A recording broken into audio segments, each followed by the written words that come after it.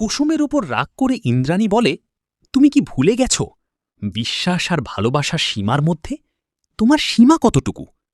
কুসুম ধারাবাহিকের আজকের এই পর্বে দেখা যাবে আয়ুষ কুসুমের মনের কথা জানার জন্য নয়নার সাথে দেখা করতে যায়।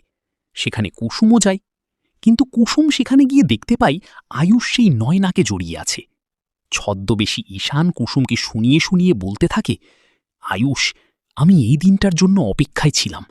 আমি জানি তুমি চিনতে আমায় ভুল করতেই পারো না, আর দেখো আজ এই স্বপ্নটা আমার পূরণ হয়েছে।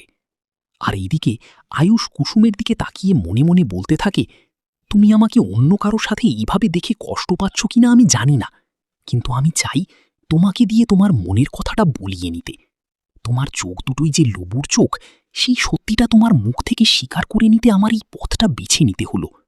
কুসুম, তুমি একবার এই সত্যি কথাটা আমাকে বলে দাও। আমিও বলে দেব যে আমি আর ঈশান নাটক করছিলাম। প্লিজ বলে দাও না।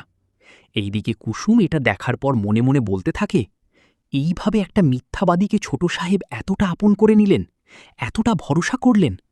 যে চোখ দুটো ছোট সাহেবের সারাক্ষণ কাছাকাছি থাকে তাকে উনি সত্যিই চিনতে পারলেন না।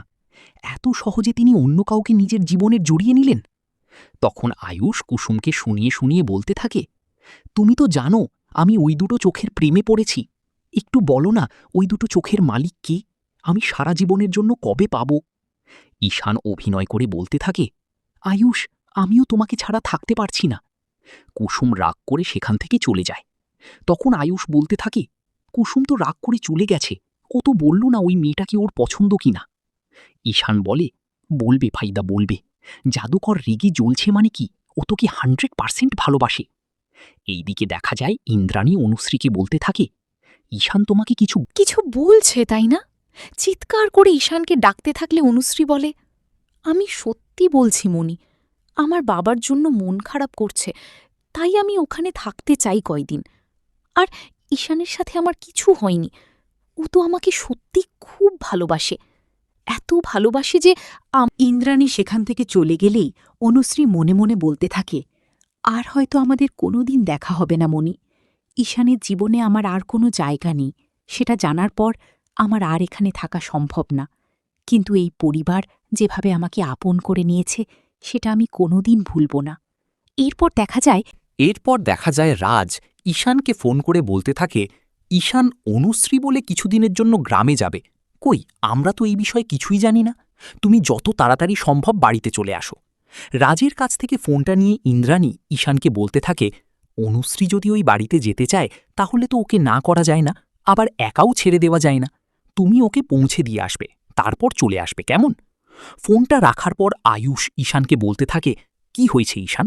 ঈশান বলে, বাইদা, অনুশ্রী কিছুদিনের জন্য গ্রামে চলে যাচ্ছে। আয়ুষ বলে, তোদের মাঝে কিছু হলো নাকি? ঈশান বলে, আমি তো কিছু বুঝতে পারছি না, এরকম তো হওয়ার কথা না। বাইদা, বাড়ি চলো, তাড়াতাড়ি বাড়ি চলো। এইদিকে কুসুম রাগ করে বাড়িতে আসে। দীপালি কুসুমকে বলতে থাকে, কি হয়েছে তোর? তখন কুসুম বলে, আমি আজকে যেখানে চা খায় মানুষজন সেখানে গিয়েছিলাম। সেখানে গিয়ে দেখতে পাই ছোট সাহেব একটি মেয়েকে জড়িয়ে ধরে আছে। তোমাকে আমি বলে বুঝাতে পারবো না যে সেই মুহূর্তে আমি আমি কি ভাবছিলাম। আমার মনে হচ্ছে এসব দেখার আগে আমি অন্ধ হয়ে গেলাম না কেন। দীপালি বলে, কুসুম, তুই ভুল দেখেছিস। আয়ুষ বাবা এরকমটা করতে পারে না। তারপর আবার ক্যাফেতে এটা করতে পারে না এত মানুষের সামনে। এটা সত্যি নয়, তুই ভুল দেখেছিস। কান্না করে কুসুম বলতে থাকে, পিসি, আমি যদি তোমাকে ওখানে নিয়ে যেতাম তাহলে তুমি বুঝতে পারতে আমি মিথ্যে কথা বলছি না, আমি সত্যি কথা বলছি। দীপালি বলে, একটা কথা শোন, আমরা যেটা খালি চোখে দেখি সবসময় সেটা সত্যি নাও হতে পারে। কিন্তু এটা সত্যি, কুসুম বলতে থাকে। আর এটাও বলতে থাকে, আজকে সেখানে যাওয়ার কথা ছিল, সেই মেয়েটাকে দেখার কথা ছিল, আমাদের একসাথে যাওয়ার কথা ছিল, কিন্তু আমি যে তাদের এই অবস্থায় দেখব সেটা ভাবতে পারিনি।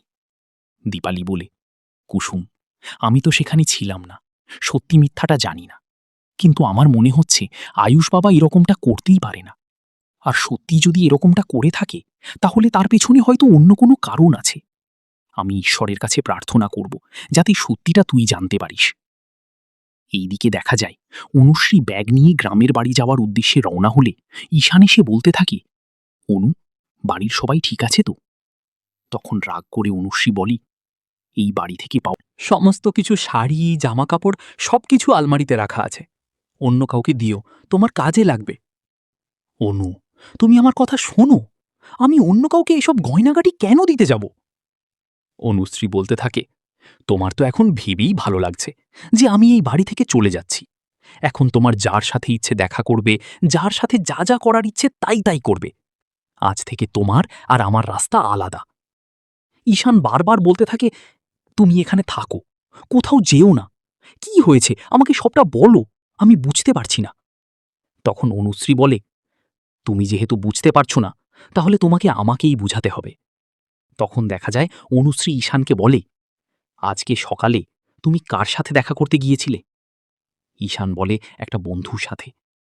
তখন অনুশ্রী বলে, তুমি আবার মিথ্যা কথা বলছো। তুমি শালিনী বলে একটা মেয়ের সাথে দেখা করতে গিয়েছিলে। এখন তুমি তার সাথে রিলেশনে আছো, আমি সব জানি। ওই মেয়েটার সাথে তোমার সম্পর্ক আছে। তুমি আবার তোমার পুরনো স্বভাবে ফিরে গেছো। তুমি কি ভেবেছ আমি তোমার সাথে থাকব? এক মুহূর্তেও আমি থাকব না তোমার সাথে।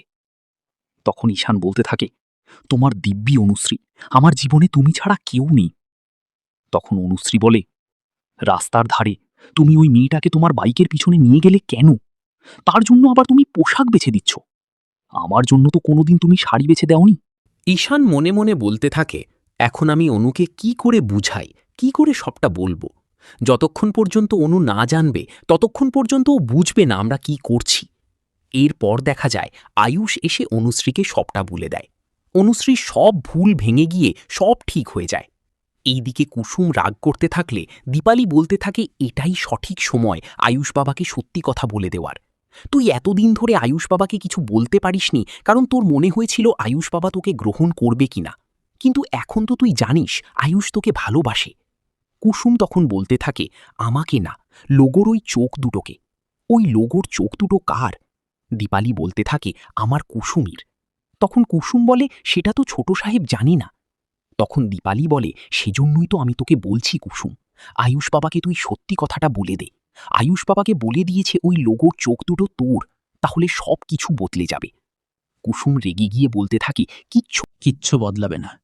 আমি যদি সত্যিটা বলে দিই, হয়তো তিনি আমাকে তার কাছ থেকে আরও দূরে সরিয়ে দিবে। ওনাকে বোঝাটা খুব মুশকিল। এইদিকে দেখা যায় ইন্দ্রাণী মীনাক্ষীর বলা কথাগুলো নিয়ে ভাবতে থাকে। কেননা মীনাক্ষী বলেছিল আয়ুষের সাথে মন্দিরে কিভাবে কুসুম গিয়েছে। আর এটা নিয়ে ইন্দ্রাণী ভাবতে থাকে আর বলতে থাকে, জল কতদূর গড়িয়েছে সেটা জানি না, কিন্তু সবটা আমার প্রশ্রয় হয়েছে। এই জল মাথার ওপর দিয়ে বয়ে যাওয়ার আগে পা থেকে মারতে হবে, তাহলে আমাদের এই পরিবারের মান সম্মান সব শেষ হয়ে যাবে। এরপর দেখা যায় রাত হলে কুসুমের সাথে দেখা হয় আয়ুষের। আয়ুষ বলতে থাকে, কুসুম, তোমার সাথে আমার কিছু কথা আছে। কুসুম বলে, ঘরে অনেক কাজ ছিল, আর এখন তো আমাকে খোঁজার কোনো দরকার নেই। আজ সকালেই তো নিজের মনের মানুষের সাথে দেখা হয়েছে, তো এখন আমাকে খুঁজে লাভটা কি? আয়ুষ বলে, তুমি ওখানে গেলে, নয়নাকে দেখলে, কিন্তু কিছু না বলে সেখান থেকে চলে আসলে কেন? কুসুম জানি না বললে। আয়ুষ বলে, জানি না বললে হবে? মা তোমাকে একটা দায়িত্ব দিয়েছে মেয়ে দেখার, সেই মেয়েটা আমার যোগ্য কিনা এটা তুমি মাকে জানাবে না? কুসুম বলে, আচ্ছা, আমাকে দেবীমাকে কি বলতে হবে আমাকে বলেন, আমি গিয়ে সবটা বলবো। আয়ুষ বলে, তুমি মার কাছে গিয়ে বলবি আমি আমার যোগ্য জীবন সঙ্গিনী পেয়ে গেছি, মা যেন বিয়ের কাজটা একটু তাড়াতাড়ি করে। কুসুম রেগে গিয়ে বলতে থাকি, নয়না ম্যাডামের মুখটাও আমি দেখিনি, তাই দেবীমাকে মিথ্যা কথা বলার কোনো প্রয়োজন মনে করছি না। আপনি যদি নয়না ম্যাডামের সাথে আমাকে দেখা করাতেন, পরিচয় করিয়ে দিতেন, তাহলে ব্যাপারটা আলাদা হতো। আপনি তো অন্য কাজে ব্যস্ত ছিলেন নয়না ম্যাডামের সাথে, তাই দেবীমাকে এই মিথ্যে কথাটা আমি বলতে পারবো না, আমার পক্ষে বলা সম্ভব না। কুসুম সেখান থেকে চলে যেতে লাগলে আয়ুষ বলে, আজকের দিনটা আমি কোনো দিন ভুলতে পারবো না। আমি প্রথম যখন ওকে দেখেছি মনে হয়েছে সময়টা থমকে গেছে। যখন ওকে জড়িয়ে ধরি তখন মনে হলো সারা জীবন ওকে এভাবেই জড়িয়ে রাখি। রাগ করে কুসুম চিৎকার করে বলতে থাকে, ছোট সাহেব, এই বিষয় নিয়ে আমার সাথে আর একবারও কোনো কথা বলবেন না। এরপর দেখা যায় বাড়িতে ফিরে আসলে ইন্দ্রাণী আয়ুষকে বলতে থাকে, রাত কত হলো, তুমি কি এখন সময়টা অন্য কারো কাছে ছেড়ে দিয়েছ? কাল সকালে তোমার মিটিং আছে, আর তুমি আজকে এত রাত করে বাহিরে? তখন আয়ুষ মনে মনে বলতে থাকে, আমি জানি না মা তুমি কেন রাগ করে আছো। এই অবস্থায় আমি তোমাকে সত্যিটা বলতে পারবো না। আয়ুষ সেখান থেকে চলে গেলে ইন্দ্রাণী কুসুমকে বলতে থাকে, তোমার সাথে আমার কিছু কথা আছে। তোমাকে কতগুলো সহজ প্রশ্ন করব আমি। আশা করি তোমার উত্তর সহজভাবে পাব। সেদিন মন্দিরে আয়ুষ গুন্ডাদের পিছনে গিয়েছিল, কিন্তু কেন? এই প্রশ্ন শোনা মাত্র কুসুম মনে মনে বলতে থাকে, আমি আপনাকে মিথ্যা কথা বলতে পারবো না। আর আমি এটা কি করে আপনাকে বলবো যে আমার নোয়া বাঁধানোর কথা? এখন আমাকে চুপ থাকতে হবে। কুসুম চুপ করে থাকলে ইন্দ্রাণী রেগে গিয়ে বলতে থাকে, আমি এক প্রশ্ন বারবার করতে পছন্দ করি না। তুমি জানো কেন গিয়েছিলে আয়ুষ? কুসুম কান্না ঝরে বলতে থাকে, গুন্ডারা আমাকে উত্ত্যক্ত করছিল, তখন ছোট সাহেব আমাকে বাঁচাতে গিয়েছিল। এ কথা শোনা মাত্র ইন্দ্রাণী বলতে থাকে, তাহলে তো আয়ুষ ঠিক কাজ করেছে। গাঙ্গুলি বাড়ির ছেলেদের সব সময় শেখানো হয়, মেয়েদের কেউ উত্ত্যক্ত করলে, বিরক্ত করলে তাদের বাঁচানোটা কর্তব্য। আয়ুষ ঠিক কাজ করেছে। কিন্তু তুমি কেন গুরুদেবের আশ্রমে গিয়েছি? আমি কি তোমাকে যেতে বলেছিলাম? আমার তো মনে হয় না। তাহলে তোমার সীমা লঙ্ঘন করলে কেন? তুমি কি ভুলে গেছো বিশ্বাস আর ভালোবাসার সীমার মধ্যে? তোমার সীমা কতটুকু? আমার মনে হচ্ছে তুমি ভুলে গেছো এই বাড়িতে তুমি কিসের জন্য আছো। কর্তব্য কম করছো আর নিজের মনের কথা বেশি শুনছে। ইন্দ্রাণীর মুখে এই রকম কথা শুনে খুবই কষ্ট পায় কুসুম। তো বন্ধুরা, এই ছিল আজকের পর্বের আপডেট। পরবর্তী আপডেট সবার আগে পেতে চ্যানেলটি সাবস্ক্রাইব করতে ভুলো না।